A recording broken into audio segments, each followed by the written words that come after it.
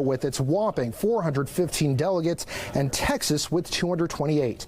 Meanwhile, the former vice president hopes he can win big in North Carolina, Virginia, and other southern states with nearly 400 delegates for the taking.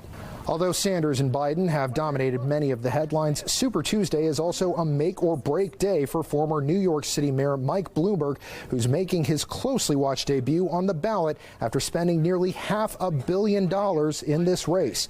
Elizabeth Warren is also expecting a strong showing in her home state of Massachusetts, but for the moment isn't considered a favorite in any of the other contests. When the dust does settle from Super Tuesday, it's widely believed and expected that one of two names will emerge as the one to take on Donald Trump, either Joe Biden or Bernie Sanders, for that ultimate prize, the White House. I'm Javon Vital, Spectrum News. Early voting numbers could offer a preview of Super Tuesday, with more North Carolinians casting ballots so far than in 2016. The State Board of Elections says more than 777,000 people participated in early in-person voting over the 17-day voting period that ended Saturday. That's up more than 10% compared to 2016. One possible reason for the difference: this year's early voting period lasted 7 days longer. Officials are stressing that security measures are in place to stop any election disruptions. Monday, the Department of State, Department of Justice, the FBI, the NSA, and other government agencies released a joint statement reading in part, quote, "Super Tuesday will see more Americans head to the polls than any other day of the primary season.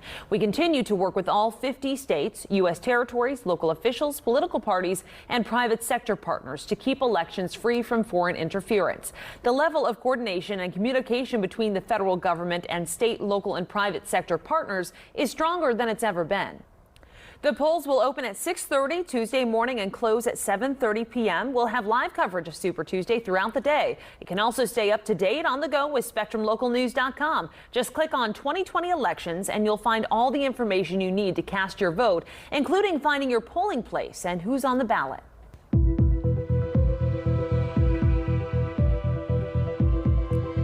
State Superintendent Mark Johnson says schools could close if a case of coronavirus pops up in the Tar Heel state. Johnson urged all students and parents to take simple measures to prevent the illness, like frequently washing your hands and disinfecting surfaces. But he says he's willing to make hard choices to prevent an outbreak. This is following the lead of Washington State, which canceled classes in dozens of schools because at least 6 people in the state died from coronavirus.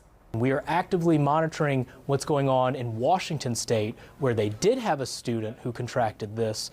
They made sure to close the school for the number of days required to truly make sure it was disinfected. That's actually going on right now. We will follow that, and that is probably a very likely option if, heaven forbid, this reaches North Carolina. Johnson says you should disinfect your cell phone as well, since it's the one object many of us touch the most. UNC cancels studying abroad in Italy this semester over coronavirus concerns. Administrators issued the notice over the weekend. They said they made the decision based on the recommendation from the U.S. State Department. We spoke with one student who's flying back to Winston-Salem this week after spending more than a month in Europe. She says she had just gotten used to the culture there before she got word to return to the States. We're really upset that we have to leave. We are just kind of getting used to Italy now. We've been here for a month. And obviously we're having the time of our lives, and we never thought that it was going to end so quickly. UNC says there are no changes to the summer and fall study abroad programs right now. If you're planning for spring break, keep in mind most travel insurance doesn't cover epidemics. In the majority of cases, once a virus is known, its presence is no longer an unforeseen event and there's no related coverage. Some insurance companies explicitly state epidemics and pandemics as no excluded reasons for canceling a trip. There are ways to buy travel insurance that might cover cancellations due to the novel coronavirus, but cancel for any reason policies can be pricey, costing up to 50% more. American Airlines is planning to waive changing fees for any flights booked from now until March 16th. The big shakeup in the Democratic presidential run leaves some voters without a candidate just a few days before the big vote. So are these voters still going to turn out and pick another candidate or ditch the polls altogether? Spectrum News reporter Evan Siri joins us in the studio after talking with voters about where they stand. Well, the phrase March Madness is typically reserved for college basketball for those chaotic moments during the tournaments. But so far this March, all the madness has been surrounding politics and specifically the presidential candidates. Having a first openly gay president, is awesome and would have been awesome. But it wasn't meant to be after the former mayor of South Bend pulled out of the Democratic primary race Sunday night. Now Pete Buttigieg supporter Kristen Murphy has just one night to figure out who she'll be voting for next. Didn't really come up with a backup plan. So that's how I'm going to be spending my night, is researching. The good news for Murphy, she only has to research a handful of candidates. In the last 48 hours, Buttigieg, Tom Steyer, and Amy Klobuchar have all ended their campaigns. Buttigieg and Klobuchar have already endorsed Joe Biden. I feel like it puts this perspective of, you're trying to, tip the scales. And I think that with people already voting, that you should let it play out. While Bernie Sanders supporter Austin Bowman wishes the two former candidates hadn't endorsed Biden, others like Murphy say it doesn't make a difference. Not necessarily. I just really want to do my homework on each candidate before I make a decision. United will never be defeated. Across the state, others used the day before Super Tuesday to rally for Medicare for All, an issue Bernie Sanders is never shy talking about. I asked public workers at this Raleigh rally if they thought the support from Buttigieg and Klobuchar for Biden could impact the future of Medicare for All. It doesn't matter, who the Democratic nominee ends up being, it's still going to be an issue that we're supporting, and it's still going to be an issue that we're going to pressure for. Protesters say regardless who the candidate is, Medicare for All will continue to be an issue to fight for. The important part about Medicare for All is that it's a movement. So, the people that are involved, the people that are fighting aren't going to stop fighting. The polls in North Carolina open at 6:30 a.m. Tuesday and close at 7:30 p.m. If you're heading to Carolina Beach next month, you may notice a big jump in parking prices. Town leaders discuss possibly doubling the cost of parking on parts of the island. The current price for all parking on Carolina Beach is $2.50 an hour. That could go up to $5 an hour for lots closest to the beach. Last year we saw the private lots fill up when ours weren't full yet at this rate. So we feel like this is what the market will bear. And those lots might go up even more on the private side. We don't know what they'll charge. No decision has been made yet on that price hike. It'll be discussed further at a town council meeting later this month. Parking enforcement begins April 1st.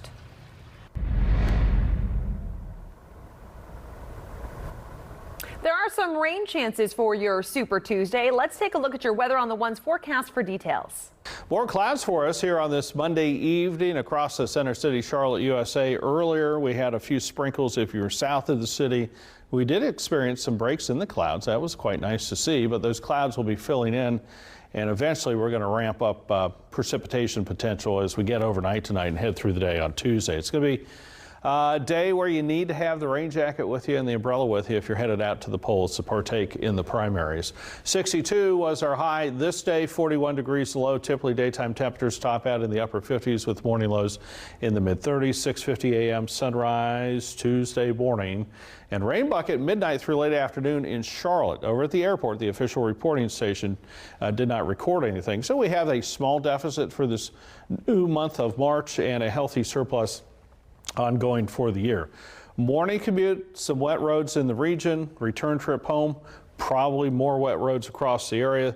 The steadier rainfall begins in the mountains as we head overnight tonight. Temperature-wise, Charlotte, this time of year we look for an average high in the upper 50s. We'll be above that the next couple of days, but then the cold air coming back and temperatures will take a bit of a dip once more. So yes, Tuesday through morning, afternoon, evening hours, busy. Quiet overnight into Wednesday. Wednesday late Thursday, the next round of rain coming through, and then Friday, Saturday, and Sunday are looking good. Rain could be a little heavy in some spots. Maybe a rumble of thunder will be possible. I think the timing of this probably works in our favor to a certain degree. There's noon. You can see Charlotte, Gastonia, on up towards Kannapolis, Concord, Salisbury. Some steady rain expected, but by the evening time frame, we're done. We start a clearing out process, and what's left of the precipitation is well east. Lows tonight at 51 in Charlotte, 42 for the high country. Your 7-day outlook is coming up. Now here's a live look at radar.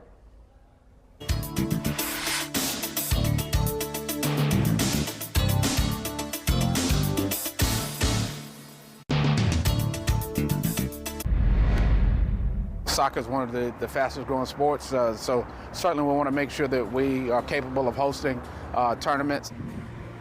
Fayetteville city leaders planning to add a regional sports park in the city. Coming up on Spectrum News, where they're thinking about building it.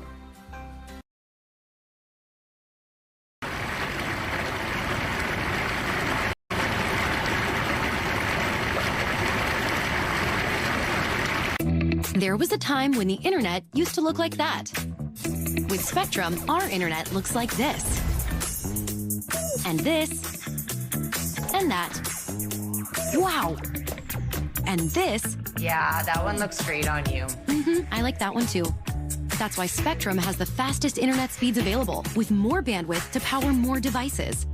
Aw, cute. Family time. Spectrum. Think forward. As we go through a 30-minute show, we're always taking it to the paint. We're going to be flying high. We're going to punch it in for 6, because that's what we do. Think about it. We cover the great teams across our state with our great team.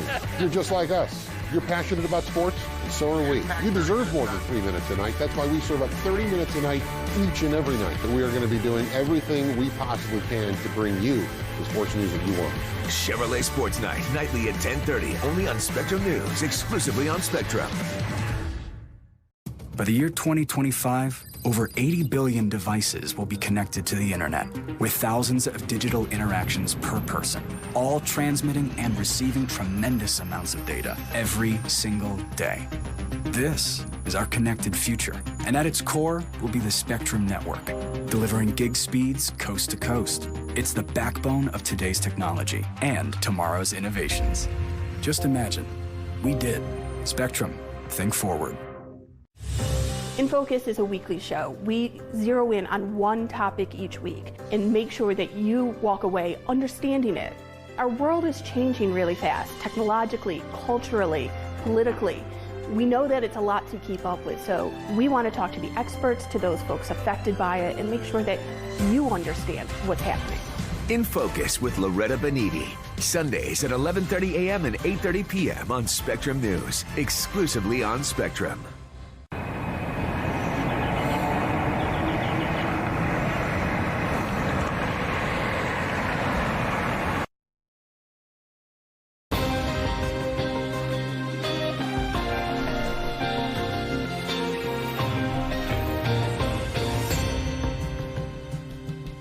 Thanks for sticking with us here on Spectrum News. I'm Brittany McDonald. More of your news in just a moment, but right now here's Sports Director Mike Solarte with your sports headlines.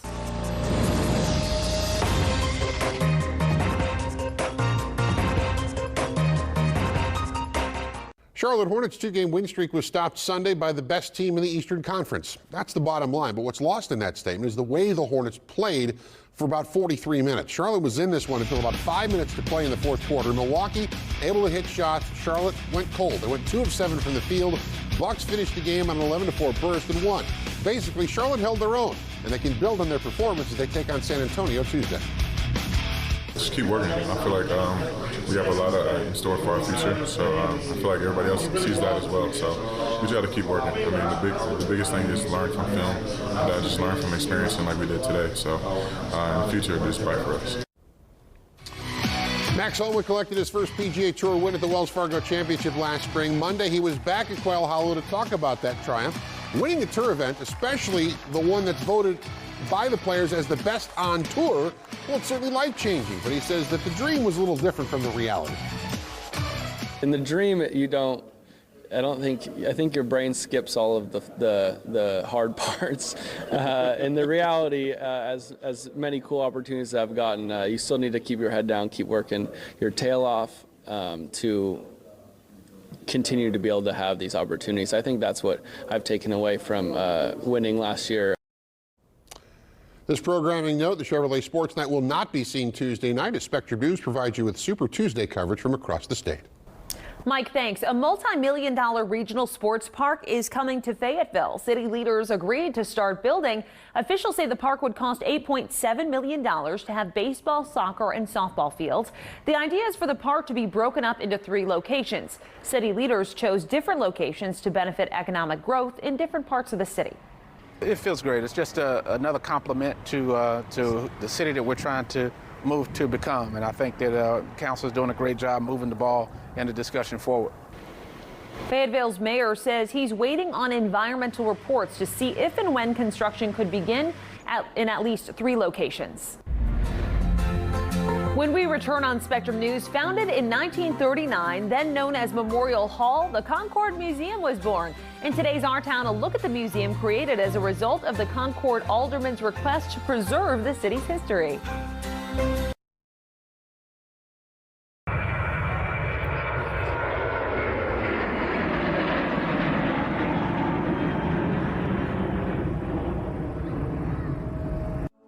At Spectrum News, we focus on a local perspective.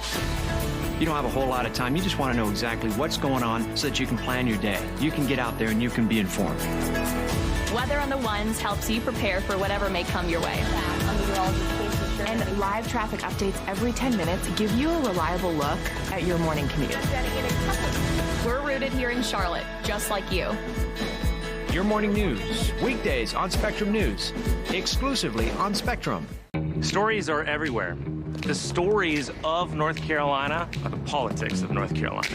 I want to tell you about my podcast, Tying It Together with Tim Boyne. It's a behind-the-scenes look at the fascinating world of North Carolina politics. We're really going to focus on the people behind the politics. We're going to dig deep, find out what makes these people tick and why they make the decisions that they do. Join us for the conversation. I cannot wait for you to listen. It might be small, but it's all yours. And to be successful, you've got to get the most out of every dollar you put into your business. That's why you count on Spectrum Business for fast internet and phone service at the best price. And with over 99.9% network reliability, Spectrum Business makes sure you can take care of your customers in the store and online. Spectrum Business. We keep small business running. Capitol Tonight is the place to help you understand what's going on in this state. I think people are tired of all the bickering and all the stories about nonsense, and I think that's why they come to Capitol Tonight. They get to hear about the issues, they get to hear about the people, but they get to hear in a way that's not a huge fight. It's a really good discussion. It's about fairness, it's about trust, it's about giving both sides of the story. It's about informing our viewers on the most important things in North Carolina.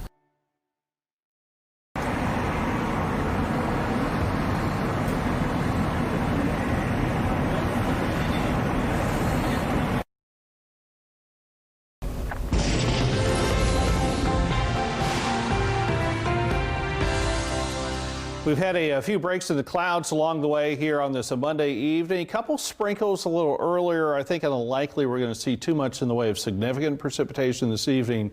That changes as we head overnight tonight and through the bulk of the day for our Tuesday. So, of course, primaries tomorrow, you're going to have to plan accordingly. One of the other things we're keeping an eye on, of course, is the latest flu monitor across the lower 48. And, you know, if you talk to neighbors or friends and family, a lot of folks have been dealing with the flu. And it's been tough to get through for some, and it continues to be widespread, really. Overnight are going to be possible. Some showers Tuesday, maybe a rumble of thunder on and off at times.